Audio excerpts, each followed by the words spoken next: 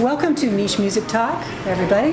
We're here in Hollywood, California at the 101 Cafe, and we're here with Kevin Fox and Claire Wheeler of the not only historically important but the very awesomely talented and beautiful contemporary vocal group, the Swingle Singers. And I think they've been working for 50 years or so. They don't look like it, but they have been around for a long time. You obviously would know of them if you're watching this interview. So please welcome to Claire and Kevin. Thank you. Thanks for having us. Yeah. So how's your tour going so far? Where have you been?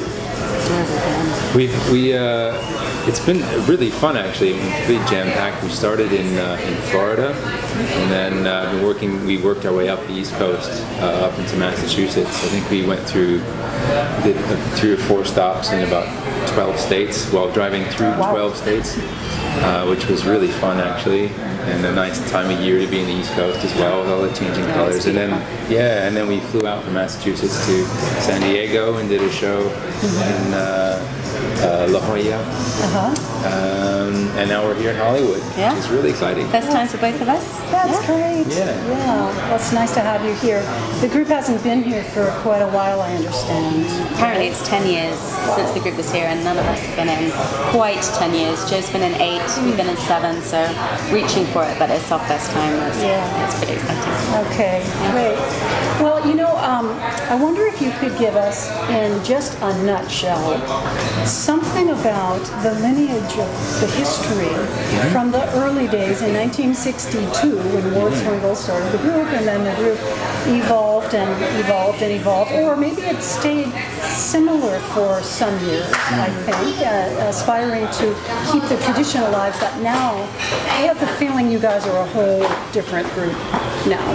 Yeah. I think, should I take? You start. Okay, I'll start. Because you're better at that bit.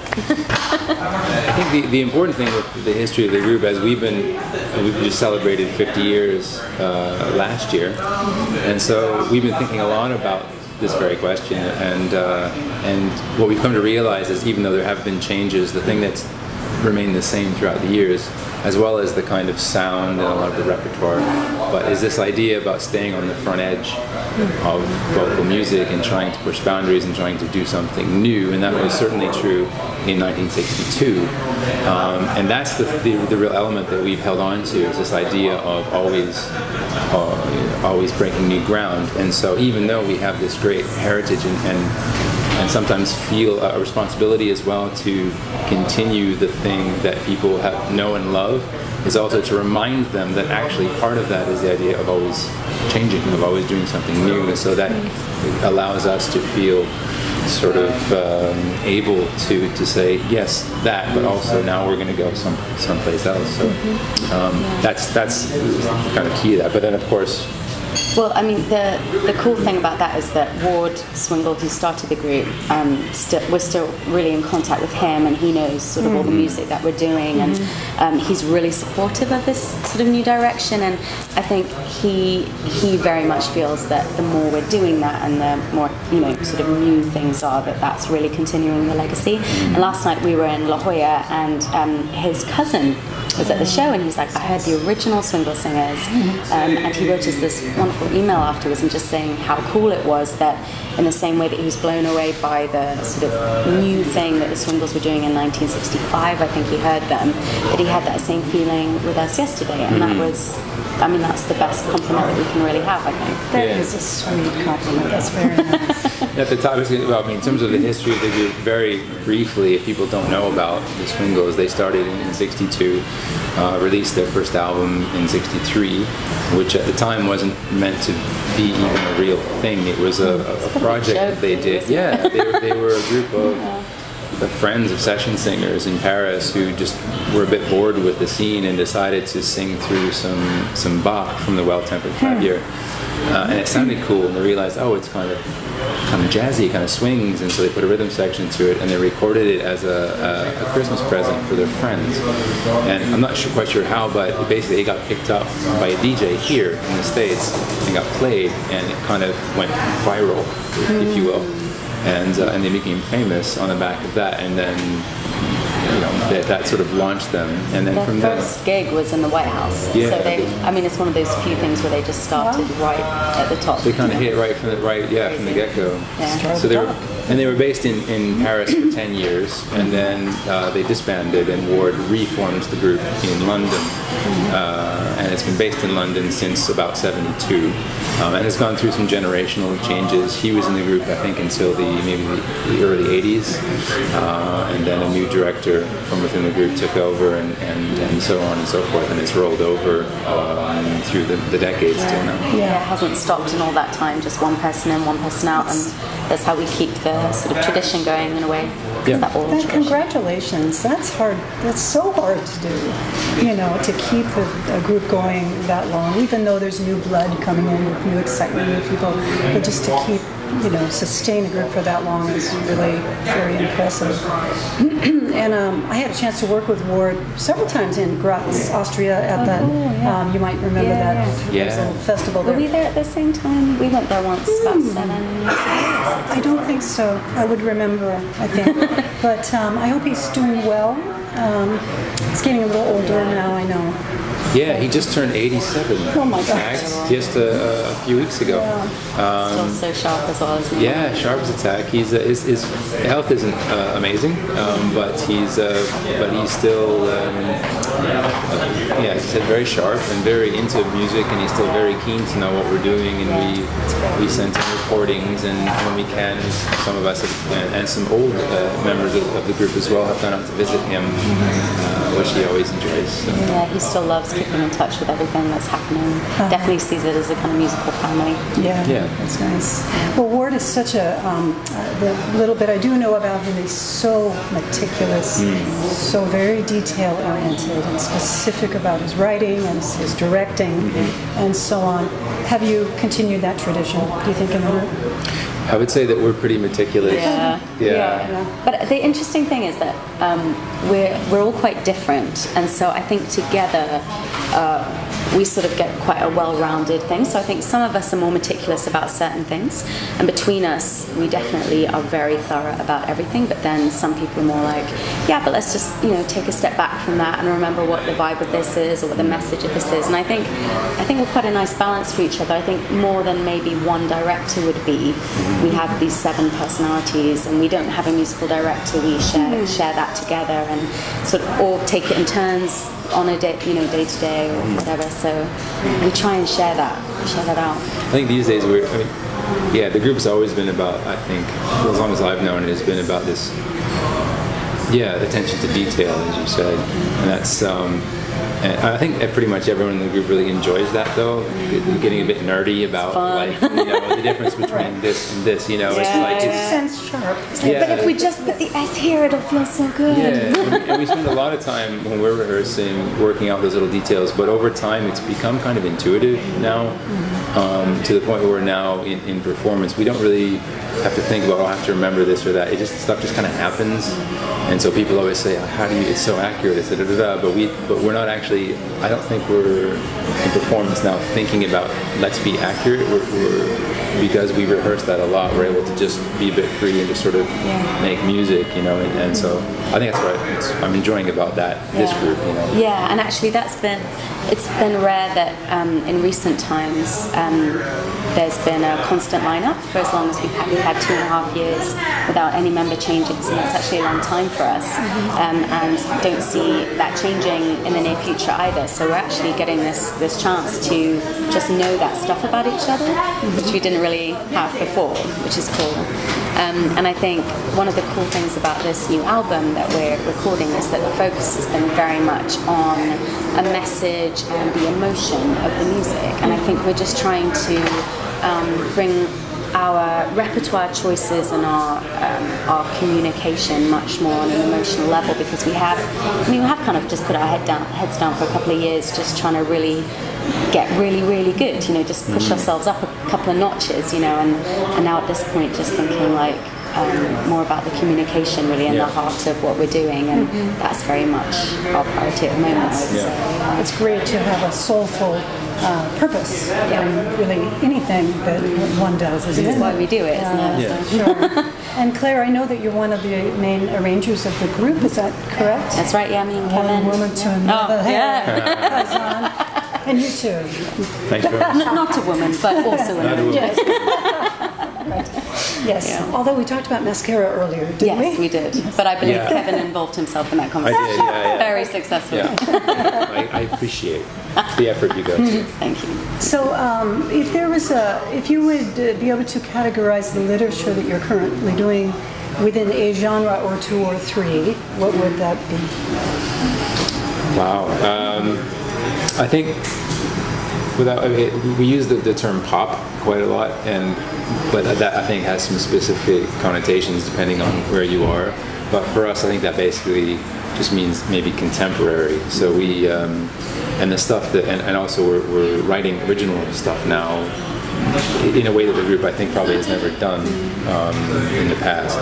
Where I don't know how much of our show is original, but certainly the new album that's coming out, a good portion of it is original music, and that stuff I think is all it comes out of the stuff that we listen to, that the writers listen to and like, and so I guess you would categorize it as sort of contemporary music or contemporary pop music in some respect or another, but that's not really, it's hard to be specific about that. It just occurred to me that like 2 albums ago we did Ferris Wheels, which was all singer-songwriters, and it's just occurring to me that really I think because we are all musicians and have all been thinking about music on quite a detailed level since we were kids probably, that actually for us pop music is like Bjork and Joni Mitchell and like that kind of stuff more than it is Britney Spears or that kind of thing. And so I think getting really into those works like James Taylor and Joni and Bjork and those kinds of, so when we say pop I think it's much more in that vein of Bjork and sort of. That's true.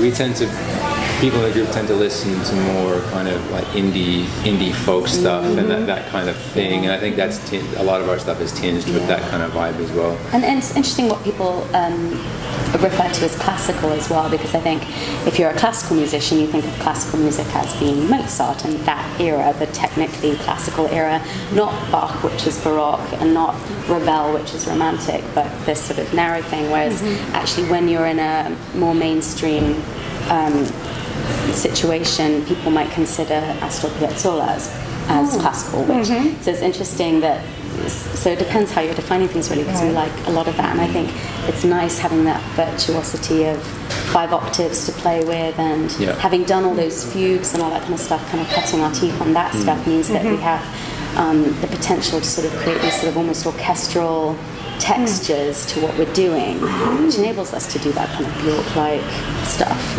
And we still, of course, do that stuff as well. We still do have classical stuff in the show, and we, and a bit of jazz-ish stuff. And so, none of us can say the word jazzy. It has to be jazz-ish. So it is still there is still a nice cross section in terms of genre that we cover as well. Yeah, we often sing Claire de Lune, and it's just a lift from the piano version. It's just straight up as it is, and there's just a few things like that where it's like, this doesn't need messing with. We just like to present this as a. Are you the high soprano?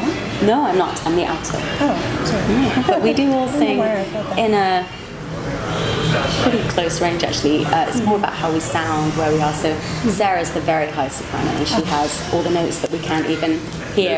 There she is. So she can sing. Come on over here. Come over. She can sing ridiculously high. Jo can sing. Jo and I have similar ranges. She's a little higher than me, but you might want to come in just a little bit. You can sneak over. Can I sneak over? Okay. Here we go. So Jo and I have similar ranges, but I sound more like an alto and she sounds more like a soprano. So we can switch that up when we want to change just the timbre of what we're doing and stuff, which is kind of fun. Or even just putting Sarah down lower so that you get that nice, smoky sound. And all of that stuff you said about Sarah earlier, is that true? have to wait till she sees that on your website. Good. So I'm very curious to know more about your rehearsals and how because I heard you go from, seeing a piece of music on paper to Skyping and then having it like sung and beautifully. Sounded like it was well rehearsed. You said you were reading it only that day, and I couldn't believe it. And I've actually recounted that story with several people since then because I was rather impressed at how well you did with that so quickly. Well, I was thinking about what Kevin said about. What did he say? He said a bunch of things, and then there were some other times and things. But do you know what happens sometimes when I change position? I don't remember what I'm talking about. Do you ever get that?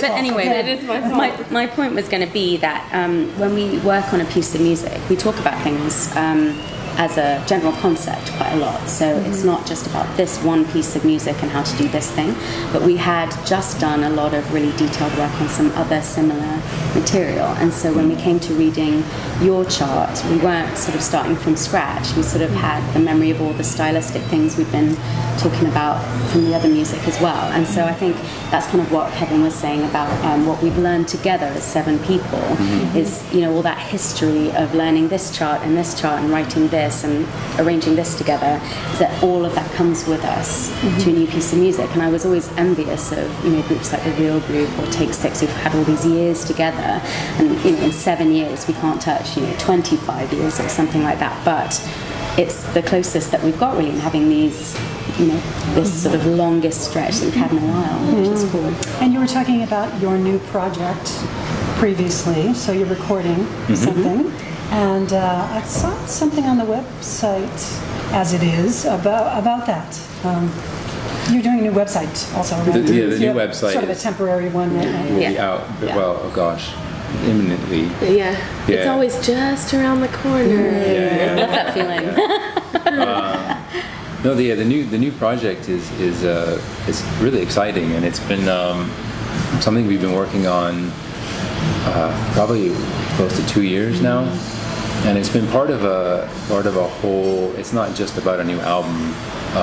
It's kind of this center point, the focal point of a whole rebranding and a whole kind of change in the group in terms of our kind of everything. How we just really everything without sort of exaggerating. It kind of represents the new sound and the new vibe and the new look and the new attitude really towards how we. As you said before, about how we approach shows, how we're the group has always been about this. Well, not to sort of downplay the kind of impressiveness of music and the difficulty of the repertoire. That's always there, but to say, okay, yes, there's that, but we're not gonna. That's not why we're doing this, and we don't want to sort of draw a circle around. Look how impressive that was. We just want to communicate a message to the audience. We want to. Tell an emotional story. We want to connect on that level, underneath which you have all of that same kind of cool difficulty and ear candy and all the rest of it. That just becomes your tool to communicate something instead of the whole point of what you're doing. And so that really, all of that has all come together in this new album, as well as coming back to the original group's lineup, which had a rhythm section. So this album, this album. Controversially for some, and it's maybe refreshingly for others. So maybe probably half. I'm guessing the record has bass and drums on it, and other kinds of effects and percussive things, and we've in fact done a few shows with the rhythm section, trying out some of the new material as well, and it's really fun. And we're talking about how we might incorporate that into the show next year as well. So, and again, as I said before, that's in a way reminding people that this isn't departing from what people have come to know as an a cappella group, but in fact returning to its origins. I didn't realize its origins were accompaniment. Somebody asked me after a show recently why. Well, first of all, is that real drum and bass in the background? So yes, isn't it? Why did you do that? And I was like, well, why do we need to ask that question? You know, like, why not? If it's just music, and you know, if we weren't in an a cappella group, then, you know, if you were writing a piece, you just write it for who you want to, or for a particular commission or whatever, but there's no reason why we shouldn't do whatever we want to in communicating music, and I think that's been a real change of mindset for us. Yeah, the group had a rhythm section, I think, until, I'm guessing now, about the early 80s, maybe even mid-80s. They had full band while in the 70s. They had worked with full big band, and we still work with orchestras and whatnot, but it wasn't until, in a particular lineup of the group in the 80s, I think, where the two bass guys, one of them in particular, was able to do basically vocal brushes on the snare, you know, and I think we always joke about it, like, well, they didn't want to have to pay a rhythm section anymore, but probably they just decided, well, this is cool, we can just do this ourselves, and they revamped things, so the two bass guys became the rhythm section, and it's been like that ever since. And we still do that, of course, but speaking as one of those two bass guys, it's actually really refreshing getting to work with the bands, because it means we can sing. Actually get to do some harmonies. Different, isn't it? It's been an interesting part of moving from 8 singers to 7 singers as well. That was a jump that was initiated by the other alto leaving, and we began the process of auditioning, but we also began to think about the fact that we were really solidifying the lineup that we had, and that was a big part of it, really, is that we often had 2 of the guys doing rhythm section, and then that leaves us with 2 male voices and 4 female voices doing harmony stuff, and it's very hard to give any solos to guys because the girls can't go low enough to be useful, you know, and half of that stuff. And so actually making that 3 girls and 2 guys and the rhythm section has actually been a much better balance for us in this new material. It sounds exciting and fun to go a whole different direction. You know? It was really exciting, actually. That was one of the reasons, I think, for me personally, for wanting to do the 7th thing, was just up for a new challenge and a new change. And I think it was the right time. It was the right time, and it sort of sparked an attitude of anything goes, and like, there are no preconceptions now. And that's tough when you're holding a tradition that you didn't start. You know, it's our group, and we feel very much like it's our group, but it's only our group right now. It was other people's group before, and you're feeling the responsibility of carrying on the tradition and all the hard work of those before you. You're borrowing at the moment. Yeah. But the feeling is of ownership and caring very deeply for it, and you know, wanting to move the concept forwards. So I just have one more question for you. There are many vocal group singers around the world, many, many thousands, as you know, of all kinds, classical choirs, pop choirs, small groups, vocal percussion, non-vocal percussion. Just there's so much choral music. What would you recommend to a choral group in Taiwan or in Portugal or in Russia, if they wanted to be the best that they could be and develop their musicality to a high level? What kinds of things would you recommend to them? Wow. I think I would say look outside of your genre, like experience many different kinds of music. Get your brain focusing on what you like about this, what you like about that, what you like about this. How can I put it in what I'm doing? Because as soon as you box yourself in and say, nope, I only do this, that's when it kind of backfires a little bit. You become maybe so niche or just kind of backwards. Stale. Yeah.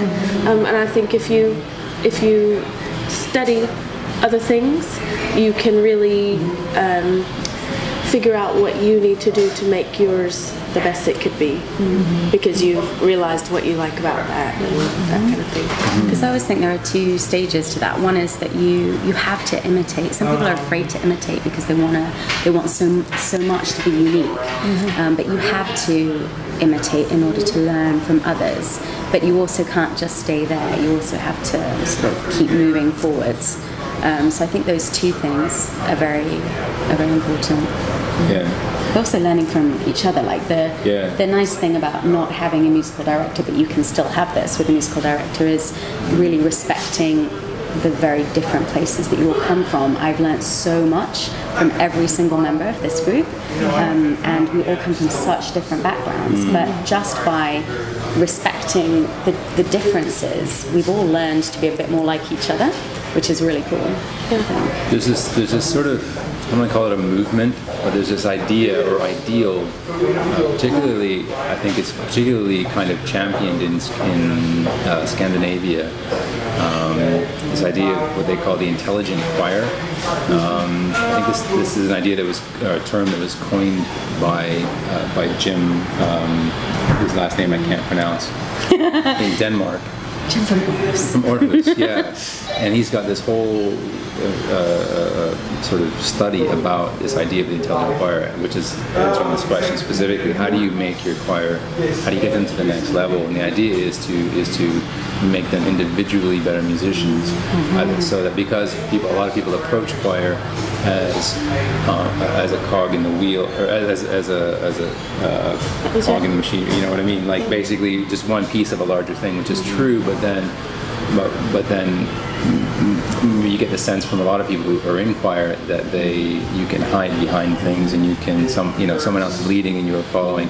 All of that is very important, but everybody is important and is required to work at their best. And so his idea is not just to learn music accurately and come and sing it, but to actually have exercises and things where everybody in the group is pushed to become a better musician, to listen better, to understand better, to be more rhythmical, to understand and feel rhythm, so that then when you put all of those better musicians together in a choir, you get this thing that happens, this wow, and effectively, the idea of the intelligent choir is that a choir will then start to work on its own, by itself, where a conductor or director can point it in directions, where basically the choir and the musicians already know what to do. They know what's required of them. They know what will be asked of them. They're not just doing what they're told. They already intuitively know what needs to happen. They take ownership as individuals over this thing, and it's a really cool idea. And even some of the work that we've done, sort of coincidentally following along the same ideal, we've noticed huge changes in the choirs that we've worked with.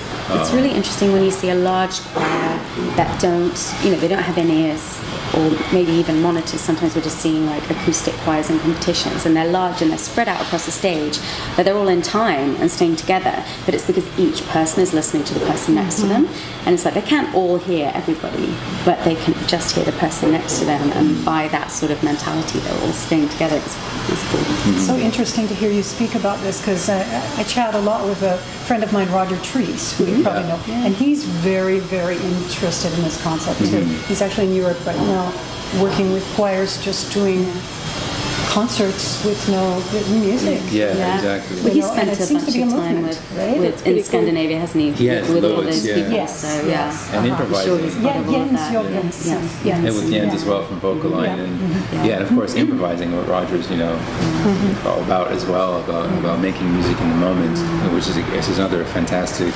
way of getting choirs to sort of open up their ears and their own, and to unlock some stuff. It's just to have the experience of improvising and making music in the moment, rather than just sort of coming and reading the dots, as it were. It's amazing that it's not an automatic thing that people listen. You can't take it for granted that people listen. Actually, it's something you have to decide to do. Just because you're singing in a choir doesn't mean that you're listening. Right. And so by improvising together, they absolutely have to listen. So sometimes when we're doing our workshops, we almost always has an improvisational element to it, and that then really helps, the repertoire that people do as well. So thank you so much for being here, you guys, and I so look forward to your concert tomorrow night. Hey. I can't wait for it, and I hope it'll be longer than one set. I know it's only supposed to be one set. You clap really hard. I'm going to clap hard. I'm going to throw money at the stage, and we'll lock the doors. So yeah, get out. That's what we do. Yeah, we lock the doors until we're done. Yeah. So I hope you have a wonderful time the rest of your short time in Los Angeles. Thanks very much. And thanks Kevin Fox and Clara Wheeler and Sarah Brimer, which I knew 1 minute ago. It flew out of my brain. That's right. So, yeah, great to have you here. Thanks for having everybody. us. You're welcome. Thanks for watching, and stay tuned for more MichMusic talk videos with all kinds of interesting choral people and business people in music from around the world. We'll see you next time.